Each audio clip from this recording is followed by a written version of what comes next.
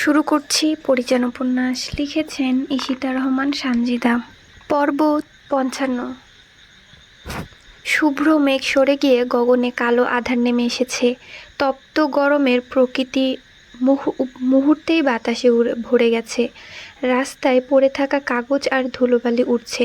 এই নির্মল বায়ু তাদের কোথায় নিয়ে যাবে তা তাদের জানা নেই। তারা শুধু ছুটছে। পরী জানালা দিয়ে তা অনেকক্ষণ যাবৎ দেখে চলছে। ওর জীবনটাও বোধহয় এরকম গন্তব্যহীন। ভালোবাসার পিছন পিছন সেই থেকে ছুটে আসছে সে, কিন্তু এর গন্তব্য কোথায় তা জানে না পরী। তার এসব ভাবনার মাঝেই আকাশ ভেঙে বারিধারা নেমে এলো ধরণীতে। স্যাঁতস্যাঁতে রাস্তাটা ভিজিয়ে দিতে লাগলো। মানুষগুলো ছুটোছুটি করে একটুখানি আশ্রয়ের জন্য, যাতে তারা এই বৃষ্টির পানি থেকে বাঁচতে পারে। জানালার পাশেই দাঁড়ানো পরী। বৃষ্টির ছিটা তাকে ভিজিয়ে যাচ্ছে, তবুও সরে যাচ্ছে না পরী। তার বড্ড ভালো লাগছে এভাবে দাঁড়িয়ে থাকতে। পরী যদি নিজ ইচ্ছাতে না সরে দাঁড়ায় তাহলে ওকে সরানোর কেউ নেই। সায়ের ব্যতীত এই ঘরে কেউ আসে না, এমনকি নাইমও নয়। পরীর মুখে তার অতীত শুনেছিল সেদিন নাইমের সাথে পরীর শেষ দেখা হয়েছিল। এরপরে ওদের সাথে দেখা হয়নি। নাইমই সরে এসেছে। পরীর হাতের পত্রখানা ভিজে যাচ্ছে। ঠিক সেই সময় একটা হাত ওর হাত ধরে টেনে নিয়ে আসছে। হতবাক হয় না পরী, শুধু ভেজা নয়নজোড়া মেলে ধরে সায়েরের পানে। ঠান্ডায় ভেজা ঠোঁটজোড়াও কাঁপছে ওর। সায়ের দ্রুত গামছা এনে পরীর শরীর মুছে দিতে দিতে বলতে লাগলো, নিজের অযত্ন কেন করছেন পরিজান? এভাবে ভিজলে আপনার শরীর খারাপ করবে। এই সময় একটু সাবধানে থাকবেন তো, না হলে তো সমস্যা। শান্ত চোখে সায়েরকে দেখতে লাগলো। এটা একটা মানুষকে ঠিক কত রূপে দেখা যায় তা দেখছে পরী। সে বলে ওঠে, ২৭ নম্বর চিঠিটা আমি পেয়েছি। সায়েরের হাত আপনা আপনি থেমে যায়। ক্ষীণ নজরে পরীকে সে দেখতে লাগলো। খুব গোপনে সে আর নাইম মিলে চিঠিগুলো লুকিয়ে রেখেছিল, যাতে পরীর হাতে না পড়ে। আজকে অসাবধানতার বশে পরীর হাতে তা পড়েই গেছে। ২ মাস যাবৎ ২৬টা চিঠি পাঠিয়েছে রূপালী, যা সায়ের আড়াল করে রেখেছিল, আর আজ তাকে জবাব দিতে হবে। পরী সায়েরের বাহু আঁকড়ে ধরে বলে, আমাকে কেন মেরে ফেললেন না আপনি? তাহলে তো আমাকে এত কিছু দেখতে হতো না। নিজের বাবার বিকৃত রূপটাও দেখতাম না। কিছু না জেনেই মরে যেতাম। খুব ভালো হতো তাহলে। সায়ের পুনরায় পরীর শরীর গামছা দিয়ে মুছে দিতে লাগলো। আপনি মৃত্যুকে সহজ ভাবলেও মৃত্যু কিন্তু এত সহজ না। আমাকে মারা তো সহজ ছিল, তাহলে আমাকে কেন মারতে পারল না কেউ? সায়ের মৃদু হাসে। আপনাকে হত্যা করা ততটা সহজ ছিল না যতটা আপনি ভাবছেন। আপনার বাবা অন্দরে আপনাকে মারতে পারত না, কেননা আপনার অনুমান প্রখর ছিল। অন্দরে কোনো পুরুষ পা রাখলে আপনি তা অনায়াসে ধরে ফেলতেন। ৪-৫ জনের সাথে লড়াই করা আপনার কাছে কিছুই না। তার চেয়ে বড় কথা হলো, আপনার বাবা চায়নি আপনি সব জানুন। তবে আমি সবসময় পেছন থেকে আপনাকে রক্ষা করে গেছি। সেজন্য আপনাকে মারাটা কঠিন হয়ে দাঁড়িয়েছিল। কেন রক্ষা করেছেন আমাকে? আর বেঁচে থাকার ইচ্ছে নেই আমার, কিন্তু আমার আপনার সাথে বেঁচে থাকার ইচ্ছা আছে। এতগুলো চিঠি আপনার কাছে এসেছিল, অথচ আপনি একবার আমাকে জানালেন না। আপনার কষ্ট হবে ভেবেই জানাইনি পরিজান। এখন বুঝি আমার খুব ভালো লাগছে। আমি কি সুখে আছি খুব? মানে পরী এই কথাটা সায়েরকে বলল। সায়ের জবাব দিল না। আলমারি থেকে শাড়ি এনে পরী হাতে নিয়ে বলে, শাড়িটা বদলে ফেলুন, না হলে ঠান্ডা লাগবে আপনার। মানে সায়ের আলমারি থেকে এখানে শাড়িটা এনে পরীর হাতে দিয়ে বলে যে, শাড়িটা বদলে ফেলুন, না হলে আপনার ঠান্ডা লাগবে। রূপা আপা যে নূরনগর ফিরে এসেছে সেটা তো বলতে পারতেন। আমার আম্মা যে সেখানে ভালো নেই সেটা তো বলতে পারতেন। এতটা স্বার্থপর কেন হলেন? এবার বিন্দু বিন্দু রাগ দেখা দিল সায়েরের চোখে, কিন্তু পরীর সামনে সে প্রকাশ করলো না। কেননা পরিজনের জন্য শুধু ভালোবাসা আছে। তাই সে বলে, দুনিয়াটা এমনই। একজনের কাছে ভালো হতে গেলে অন্যজনের কাছে বেঈমান, স্বার্থপর হতে হয়। আমি স্বার্থপর হয়েছি আপনার ভালোর জন্য। আমি পুরো পৃথিবীর কাছে স্বার্থপর হতে প্রস্তুত।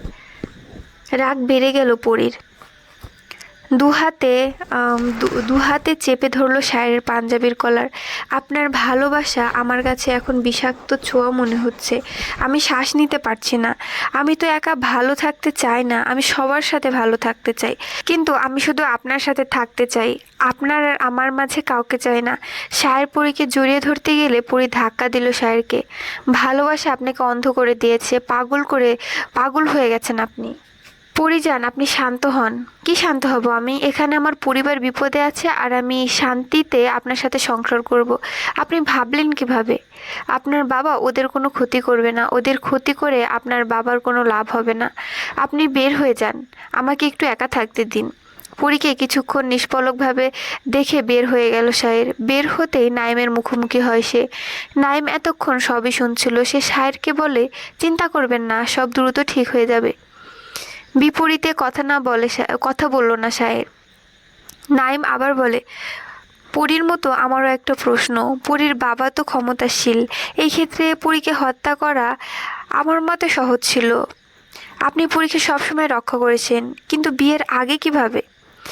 নাইম সম্পূর্ণ কথাটা বলার আগেই বুঝে গেল সায়ের। সে বলে উঠল, আমার পরিজান সে, তার গায়ে কোনো আঘাত পেতে আমি এত সহজে দেব না। আপনি হয়তো জানেন পরিজনের ব্যাপারে, তবে জমিদারের পূর্বপুরুষদের নিয়ম ছিল অন্দরে যেন কোনো রকম রক্তারক্তি না হয়, কিন্তু পরীর বাবা সে নিয়ম ভঙ্গ করে নিজ মেয়েকে হত্যা করতে লোক পাঠায়। কিন্তু তার জানা ছিল না যে পরিজান তার আর 5টা সাধারণ মেয়ের মতো না। লড়াই করার সাহস আর শক্তি দুটোই আছে। প্রতিটা পদে পদে আড়ালে আমি পরিজানের ঢাল হয়েছিলাম, আর এখন প্রকাশ্যে ঢাল হয়ে দাঁড়াবো। ভাগ্যের জোরে এতদিন পরীকে বাঁচিয়েছেন আপনি। আর কতদিন বাঁচাতে পারবেন আমি জানি না, তবে আমি আপনার আর পরীর সাথে আছি। আমাদের সাথে থেকে নিজেকে বিপদে ফেলবেন না। আপনি যতটুকু করেছেন ততটুকুই যথেষ্ট। তাহলে আপনি এখন কি করবেন? নূরনগরে যাবেন কি না? দেখুন, রূপালী অনেকবার করে বলেছে আপনি যেন একটা বার সেখানে যান। নিজের জন্য ডাকেনি সে, তার ছেলে পিকুলের ভালো একটা ভবিষ্যতের জন্য ডেকেছে। জমিদারের অত্যাচার ওনারা সবাই সহ্য করতে পারবেন, কিন্তু ছোট ছেলেটার তো ভবিষ্যৎ আছে। দীর্ঘ নিঃশ্বাস ফেলে সায়ের। আমার সন্তান পৃথিবীর আলো না দেখা পর্যন্ত আমি এক চুলও নড়ব না। আমার কাছে সবার আগে আমার পরিজন। সকাল হতেই ঘুম থেকে উঠে পড়ে সায়ের। গতকাল রাতে সে নাইমের সাথে ঘুমিয়েছে। পরী বারণ করেছে বিধায় আর ও ঘরে যায়নি। তবে সকাল হতেই পরীর ঘরে উকি দিতে ভোলে না সে। আশ্চর্য ব্যাপার যে পরী ঘরে নেই। ভয়ে সায়ের কিংকর্তব্য বিমুখ হয়ে যায়। সে দ্রুত নাইমকে ডেকে তুলল। দুজন মিলে রাস্তায় বেরিয়ে গেল। তখনই অলিগলি খুঁজতে থাকে ওরা। পরী কখন বের হয়েছে, কতক্ষণ ধরে বের হয়েছে তা অজানা। সায়ের এদিক ওদিক দৌড়াতে দৌড়াতে পাগল প্রায়। লোকজনের ভিড় ঠেলে সে সামনে এগিয়ে যাচ্ছে আর এক একজনকে জিজ্ঞেস করছে পরীর ব্যাপারে। নাইম অন্যদিকে খুঁজছে, তবে বেশিক্ষণ খুঁজতে হলো না পরীকে। রাস্তার একপাশে বেঞ্চিতে বসে আছে পরী। কোনো টাকা পয়সা নেই ওর কাছে, তাই এখান থেকে বেশি দূর যেতে পারেনি। তাছাড়া পরীর পক্ষে হেঁটে যাওয়া সম্ভব না, তাই ক্লান্ত দেহটা আর টেনে নিতে পারল না। ধপ করে বেঞ্চের উপর বসে পড়ল। তবে কিছুক্ষণ বাদেই সায়ের হাঁপাতে হাঁপাতে চলে এলো সেখানে। অবাক হলো না পরী, সে জানতো এমন কিছুই হবে। সায়েরের দিকে না তাকিয়ে নিচের দিকে তাকিয়ে রইল সে। সায়ের পরীর পাশে বসে কিছুক্ষণ জিরিয়ে নিল। অনেক দৌড়েছে সে। পরী পাশে বসে সে বলে উঠল, চলুন। বলেই পরীর হাত ধরে সায়ের, কিন্তু পরী হাতটা ছাড়িয়ে নেয়। বলে, আমার বড় বোন মারা যাওয়ার অনেকগুলো বছর পর জানতে পারি তাকে হত্যা করা হয়েছিল। তারপর আমার বিন্দু খুন হলো, সাথে সম্পান মাঝিও, কিন্তু তাদের কারো বিচার হলো না। আমার রূপা আপার জীবনটাও জাতাকলে পড়ে গেছে। আর আম্মা, ওদের সবার শান্তির একমাত্র আমি। আর আমার শান্তি আপনি। আপনি কেন বুঝতেছেন না তাহলে? আমি কেন একটু শান্তি চাই? কেমন শান্তি চান আপনি? আপনার শত্রুদের হত্যা করে শান্তি পেতে চান, কিন্তু এখন তা সম্ভব না। পড়ে যান। আমাদের সন্তানের কথা আমাদের চিন্তা করতে হবে। আপনি মা হবেন আর আমি বাবা। এই সুখের জন্য আপনি কম চোখের জল ফেলেননি। আপনার কথা আল্লাহ শুনেছেন। এই সুখটা ফিরিয়ে দেবেন না পরিজান। ফিরে চলুন আমার সাথে। এই পুরুষটার সামনে নিজের কঠোরতা বেশিক্ষণ ধরে রাখতে পারে না পরী। অশ্রুজলে ভেসে যায় কপোলদ্বয়। যে পুরুষ ঠকায় তাদের চোখে অদ্ভুত মায়া আছে, যা নারী সহজে কাটাতে পারে না। শায়েরের চোখ ঠিক তেমনই মায়া আছে, যা পরীর কঠোরতা ভাঙার জন্য যথেষ্ট। কিন্তু শায়ের তো ঠকানোর পরেও পরীকে সমান তালে ভালোবেসেছে। আজকে দ্বিতীয়বারের মতো ওর অনাগত সন্তানের কাছে হেরে গেছে পরী। তাই তো সন্তান ভূমিষ্ঠ হওয়া পর্যন্ত সে শায়েরের সব কথা মেনে নিয়েছে। সব কিছু মেনে সে নাইমের বাসায় থাকছে। মনের সব কষ্ট চেপে সে হাসি মুখে জন্ম দিল এক ফুটফুটে পুত্র সন্তানের। অবিকল মায়ের মতোই হয়েছে সে।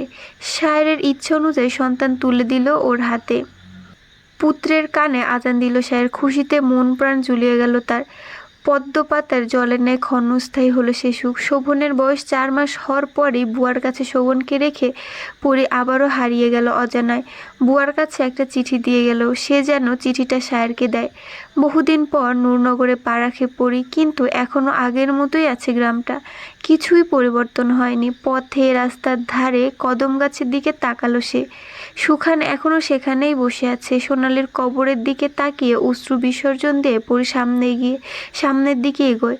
প্রতিটা পদে পদে পরীর অতীত মনে পড়ছে। পশ্চিম জঙ্গলের দিকে তাকাতেই সে লোহমর্ষক ঘটনার কথা মনে পড়ল। বিন্দুকে পরী কোনোদিন ভুলবে না। সম্পান মাঝি খারাপ ছিল, কিন্তু সে ভালোবেসেছিল বিন্দুকে। ভালোবাসা খারাপ মানুষকেও ভালো পথে নিয়ে আসে। কিন্তু মালা ব্যর্থ হয়েছে নিজ ভালোবাসার স্বামীকে আটকাতে। পরী ভাবছে আর হাঁটছে। না জানি কোন অবস্থাতে বাড়ির সবাই রয়েছে। পথে যেতে যেতে অনেক পরিচিত মুখ ভেসে আসে। সম্পনের মা রাখিকেও দেখল সে। কেমন পাগলের মতো চেহারাখানা হয়েছে তার। ক্ষেতের ভেতর থেকে শাকপাতা তুলছে সে। ইন্দুকেও দেখল মহেশের হাত ধরে বাজার থেকে ফিরছে। লখা পাড়ার ছেলেদের সাথে খেলা করছিল। বাবা আর দিদিকে দেখে সে ছুটল। পরী ভাবল, সবাই কি পেছনের কথা ভুলে গেছে? মনে থাকলে এত হাসি খুশি সবাই থাকতে পারত কি? কিন্তু পরী তো কিছুই ভুলতে পারছে না। ভাবতে ভাবতে পরী পৌঁছে যায় জমিদার বাড়ির সামনে। ভেতরে ঢুকতে বুক কাঁপে না পরীর। একটুও মৃত্যুর ভয় সে না করে বিনা বাক্যে প্রবেশ করে।